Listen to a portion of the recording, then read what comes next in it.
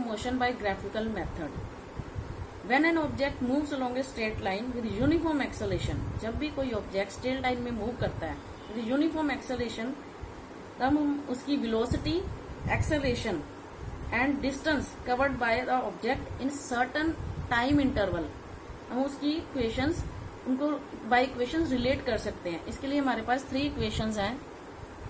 First equation is v is equal to u plus at. Here v is the final velocity, u is equal to initial velocity, a is the acceleration and t is the time period. Second equation is the s is equal to ut plus half at square. Here s is the distance traveled by the object in a given interval of time. And third equation is 2as is equal to v square minus u square. हम तीनों को one by one करेंगे. तो first equation is equation for velocity time relation. इसके लिए हमारे पास graph है. अब ग्राफ से आप देखो, जो BC है, BC ये किसकी इक्वल है? BD plus CD. ओके, जो CD है it is equal to OA.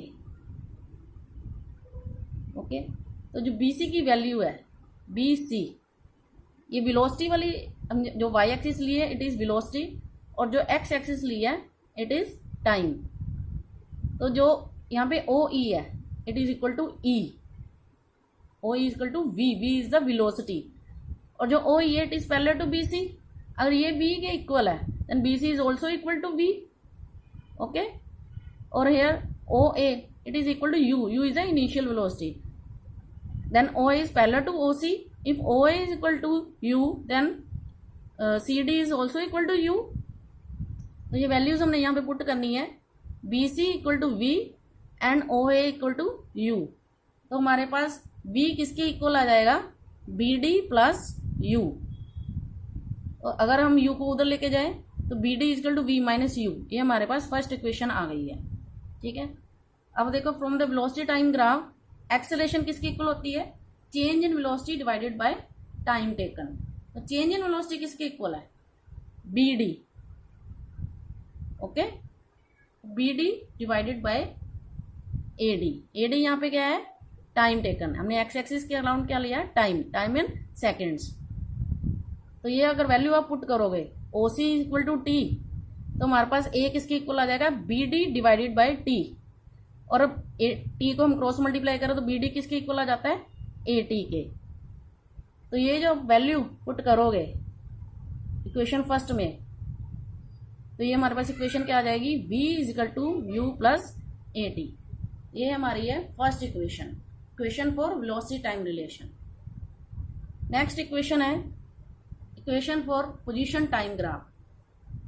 Position time graph यानी डिस्टेंस का टाइम से क्या रिलेशन है वो हमने यहाँ पे डिराइव करना है. तो इसके लिए भी हम सेम ग्राफ यूज करेंगे. इसके लिए distance travelled by the object is given by S, यानी distance is equal to area OABC. देखो OABC क्या बन रहा है? ये this is a trapezium. OABC it is a trapezium. और इसका एरिया किसके इक्वल है? Area of rectangle OADC and area of triangle ABD. अगर हम दोनों को प्लस कर दें तो हमारे पास OABC ये ट्रिपीजियम बन जाएगा. अब वैल्यू पुट करोगे, OA किसके इक्वल है? U के.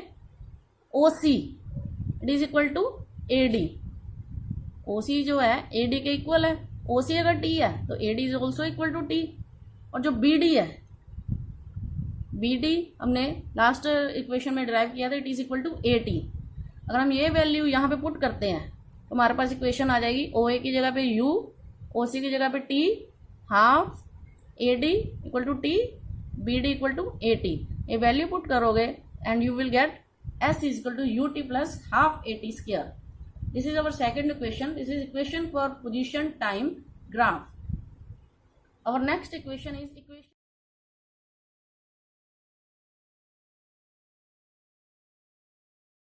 for position velocity relation.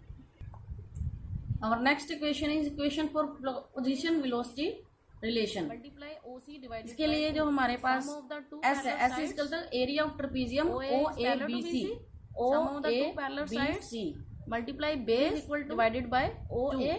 अगर हम ये वैल्यू पुट करें, O A equal to you, plus B C equal to v sum of the and O C equal to parallel sides T, plus and we get S is equal to you plus v into t divided by two. And from the velocity time relation as we know v minus u equal to a t, ये हमने equation derive की थी।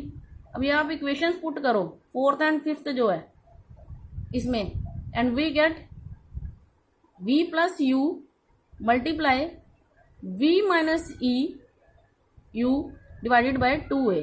2a अगर इधर जाएगा it is equal to 2as, a plus b into a minus b, it is equal to a square minus b square.